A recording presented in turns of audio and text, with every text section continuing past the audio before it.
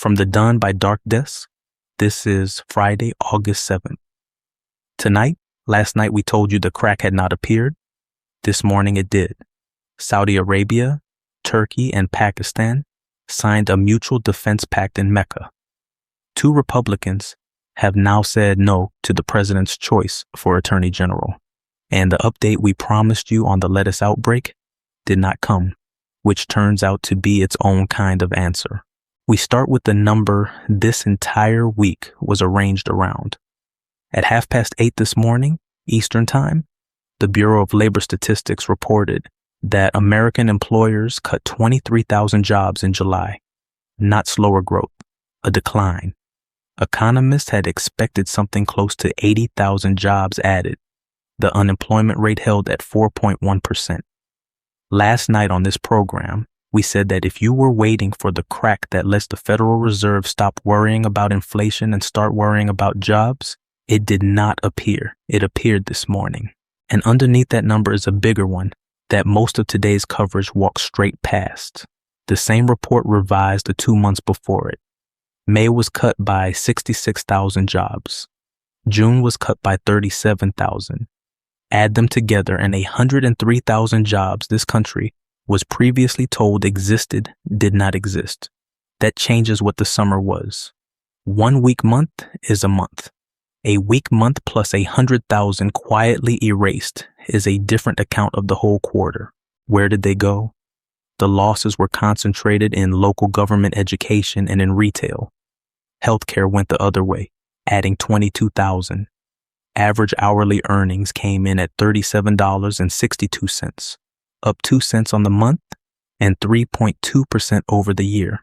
Wages still rising a little faster than prices, but not by much. And the share of adults working or looking for work held at 61.4%. Now the part that will strike some of you as perverse. Wall Street loved it. The S&P 500 and the Nasdaq both closed at record highs on a report that said the labor market shrank. The logic is not complicated, even if it is uncomfortable. A weaker jobs market makes it harder for the Federal Reserve to justify raising interest rates next month. And cheap money is what this market runs on. Bad news for workers read as good news for shareholders inside a single morning. The numbers. The Dow rose 152 points to 54,037. The S&P 500 gained 48 to 7,758. The Nasdaq added 342 to 26,690. Across the week, the Nasdaq is up better than 5%. The 10-year Treasury yield eased to 4.65%, and the odds traders place on a rate rise in September fell to 44%, from 55 yesterday and 67 a week ago. Tom Siamads, chief market economist at AE Wealth Management, put the bind this way. You probably have to lower rates to kind of stimulate job growth. But if you lower rates, you're going to also stimulate inflation. So you're kind of in a pickle at this point.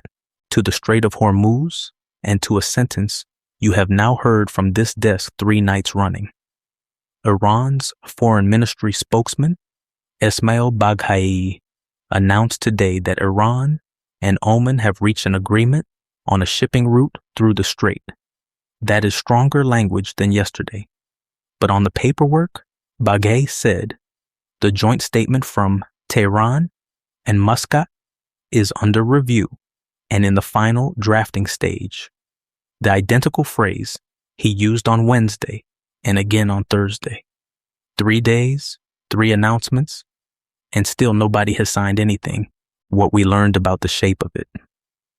The route would be temporary, 2 to 4 months, with a significant share of traffic passing through Iranian territorial waters.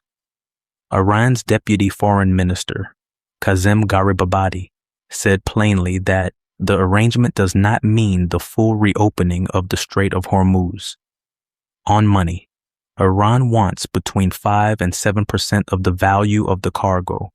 Oman has proposed around 3. The United States, which is not a party to these talks, says there should be no approvals, no permissions, no tolls, and no charges. and the traffic itself tells you where things actually stand. The number of vessels moving through the strait is down to 33 from about 50. To Mecca, where 3 countries signed something today that changes the arithmetic of the region. Saudi Arabia, Turkey, and Pakistan signed a joint defense agreement. Crown Prince Mohammed bin Salman, President Recep Tayyip Erdogan, and Prime Minister Shehbaz Sharif put their names to a document stating that any armed attack against any one of the 3 states shall be regarded as an attack against them all. That is the language of NATO's Article 5. It is now also the language of a 3-country pact in the Gulf. A Turkish official told Reuters the agreement is defensive in nature and not directed at any specific actor, and that it is open to other regional countries. Pakistan's foreign ministry called it collective security, built on Islamic solidarity and shared strategic interests. Here is what each country brings, and we will leave the conclusion where it belongs, which is with you. Turkey brings a NATO military. Saudi Arabia brings the money, and Pakistan is the only Muslim-majority country in the world with nuclear weapons. No party to this agreement has described a nuclear guarantee, and neither are we. As of tonight, there has been no public reaction from Washington, from Israel, from Iran, or from India, home now, and to a nomination in trouble. Senator Lisa Murkowski of Alaska announced today that she will vote against Todd Blanche, the president's nominee for Attorney General and formerly his personal defense lawyer. She joins Senator Susan Collins of Maine.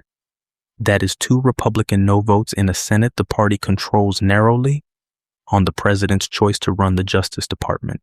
Murkowski's reasons, in her words, the sweeping immunity protections granted to the president and the politicization, even weaponization, of the Department of Justice.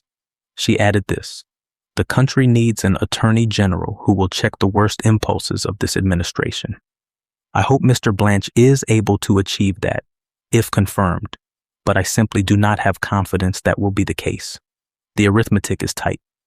Senator Bill Cassidy of Louisiana announced his support today, and with Senator Mitch McConnell absent, he was discharged from rehabilitation today to keep recovering at home. Cassidy's yes is the vote keeping this nomination alive. And the promise we made you last night. We said the disease agency would publish an update on the lettuce outbreak today. It did not. The page still reads 6,358 laboratory-confirmed illnesses across 15 states, 278 people hospitalized, 2 deaths, both in Michigan.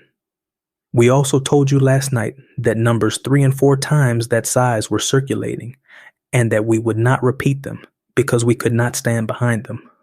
Tonight we can tell you where one of them came from. Michigan alone reports more than 12,000 confirmed cases. That is not an error. A state counts its own confirmed cases. The federal agency counts only the ones it has folded into the national laboratory confirmed total. Both numbers are true. They are counting different things. Michigan lifted its warning on lettuce and salad greens yesterday because cases are falling. The last recorded onset was the 31st of July. This outbreak is ending. Saturday, August 8th. Whether the Senate moves on the Attorney General and whether anybody else breaks. Whether the joint statement out of Tehran and Muscat finally appears on paper. Night 4. The disease agency's next update, whenever it decides to come. And a long way from all of it, the Nancy Grace Roman Space Telescope is still fueled and still on schedule for the 30th of this month. That is Friday, August 7th. The jobs did not appear, and 100,000 more turned out never to have been there. 3 countries in Mecca agreed to defend each other, and the number we refused to repeat last night turned out to have an honest explanation. Sleep well. We will see you tomorrow night.